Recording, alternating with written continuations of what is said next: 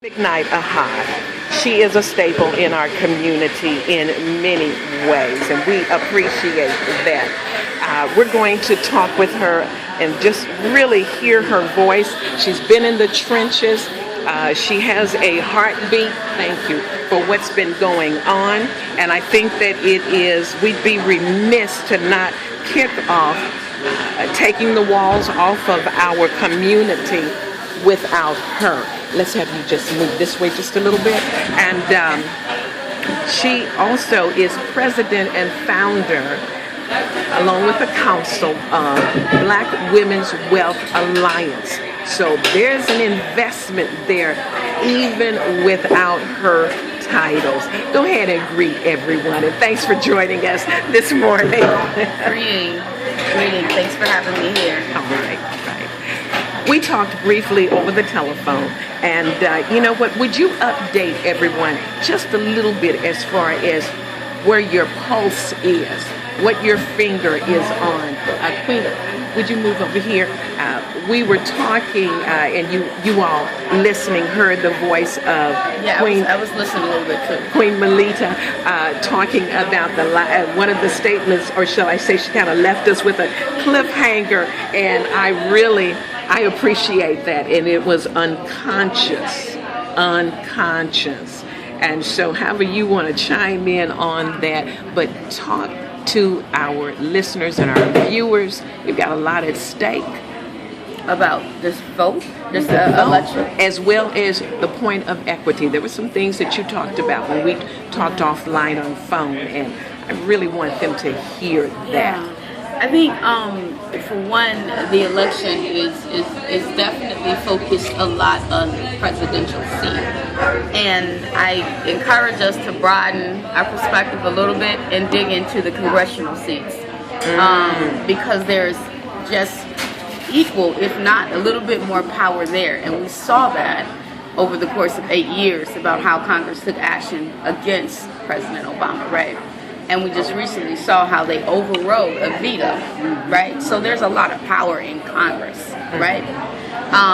Just like there's power in the legislative body, right? They can override, governor's vetoes, those sort of things, right? So I just encourage us to remember that we are also electing our Congress people this year, who are, responsible for overseeing and enforcing the Constitution, who set the federal criteria for what happens across states, cities, counties, towns.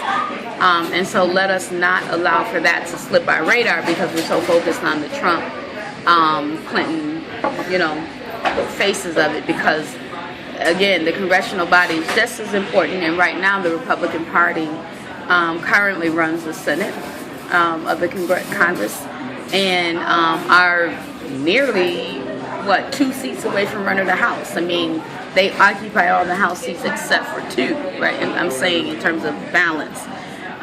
So Democrats have 2 more seats than them. So there's still a lot of strong influence in the Congress, right? And so Republican influence. And I don't really get into the party necessarily of Democrat or Republican.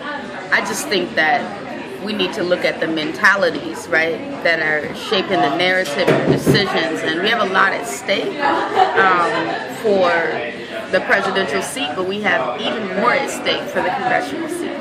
So I think we should just be careful not to allow that to slip our radar. So if you don't know who your congressperson is, we should know that Keith Ellison is only one of many congresspersons in the state of Minnesota. But we should find out who they are because they're all running for re-election right now.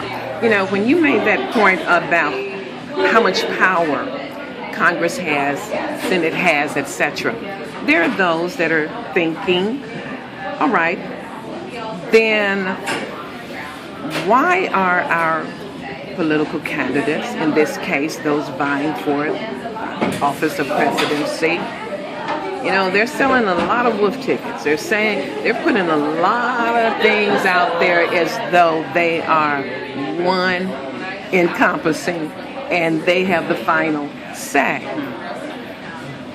President Obama was not able to thus far push through his selection of a judge. Case in point. I just use that because it's kind of, people can kind of relate to that. So with all of what these candidates are saying, help everyone understand that the bottom line is there's another piece to this that we better open up our eyes to. Even though they get voted, they can still be fought, held up, all those things that they're saying that they're going to do for us. And then, you know how it's said. Y'all know the rhetoric, y'all know the song, you know the pledge, etc. But still, there are some components there that they don't have the final say on. So what do we say as it relates to, okay, now follow the money, follow who's really been signing bills that are favorable or in line with what these candidates are saying. Right. Because this can be blind. Here's my thing, right? I don't know a whole lot about, I'm not always politically savvy, so I'll just put it to you like this. For one of the things that I've been following real close is about this housing process, right? And in trying to make some sense of, who's in charge and how does the equity really get spreaded with black folks having affordable housing. How do we get this access or opportunity for that? Like, that's really the main focus of my thought process when it comes down to elections. Like, who and how and when will there be some equity for black folks and opportunity in terms of black folks having some type of generational wealth.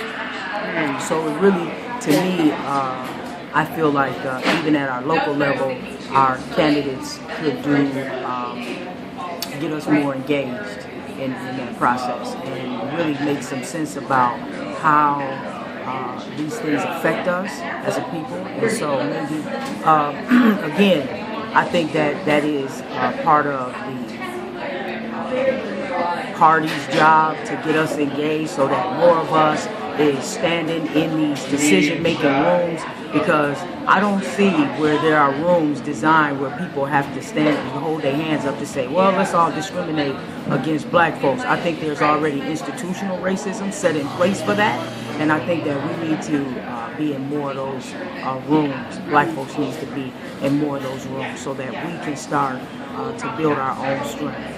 Oh, right. Yeah, I agree. I mean, I think it's a complicated process as it's designed to be, and I think that when we look at the federal level of politics, for instance, when you're talking about housing, I mean, so in the context of the elections, it would be the presidential office, right? Because they will ultimately choose the cabinets, right? And the cabinet members are assigned to different areas within federal state departments, right? So like the director of HUD, the president chooses who that person is, right? Okay. And so there's a lot of power in the president's cabinet because they're responsible for different areas, right? And so whoever that person is may not have the framework of equity, quality, or investing in our communities. So currently, the person that Obama did choose, although now there's a new person, which I think that person's great, basically they're focusing on the Sustainable Communities Initiative that HUD put out, right? Which requires all the regions across the country to look at housing, environmental justice, right? Or just environment, which is about the water, the air quality, etc. I mean, all these different areas, right? And they're all required right now to put together what I would call equity plans, right? Reevaluating the region. A Met Council had to do it, right? So if they want federal dollars, they have to put together this plan now, right? It was some of the work that I was doing under my Bush Fellowship at Policymaker, working across 144 different regions, where they were all mandated, right, by HUD, federal government, to put together these equity economic development plans for the region. They had to rethink about how people of color, low wealth populations, the folks would come along, right, within the areas that they focused on. Again, sewer, water, air quality, right, infrastructure, which is land, housing, all those areas, and never before had they had to consider it as a requirement. It was optional. You know, folks try to do the good, but this was a mandate.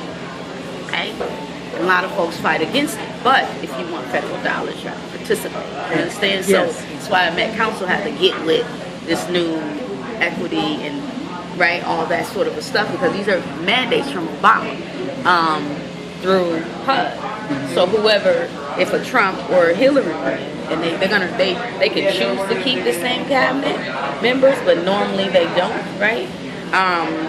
They'll choose new people who have new ideas, new agendas that may interfere with the business that's already going. You know what I'm saying?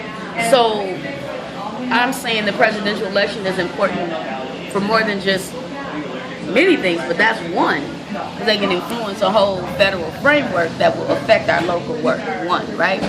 And so to those people, I say that it's bigger than just electing a person. You have to think about the power and the influence that they have over the system. Wow. But see, I'm not saying it's just specific to black folks. A lot of folks just don't know. And we don't know what we don't know, like you said, right? Yeah. And because it's complicated and there's all these different levels to politics. And I don't even know them all. I'm just learning things as I go. But it isn't designed for the average person to really understand and engage, you know. But the one thing you need to understand is what's important to you, and you follow that issue. But understand that it happens at a federal level that sets the framework.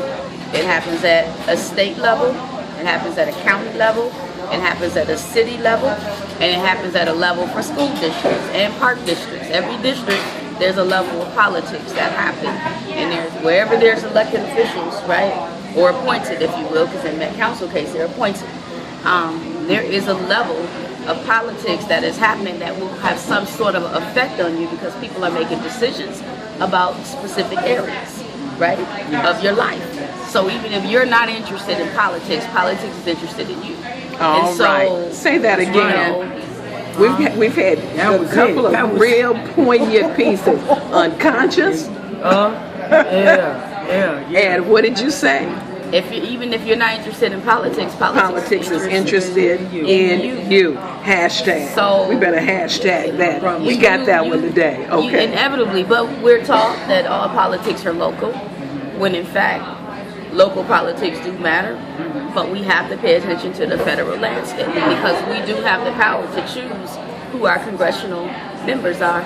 And while we don't choose the president, as I thought I heard you talk about earlier, the electoral vote, the popularity vote does matter, right? So us voting for the president, so Minnesota is popular, favorable to Clinton, right? Then that means the electoral members, because every state has electoral members that are, I don't know how they're decided, who decides who they are, but there's a certain percentage of people in every state that becomes the electoral members who actually conduct the electoral vote.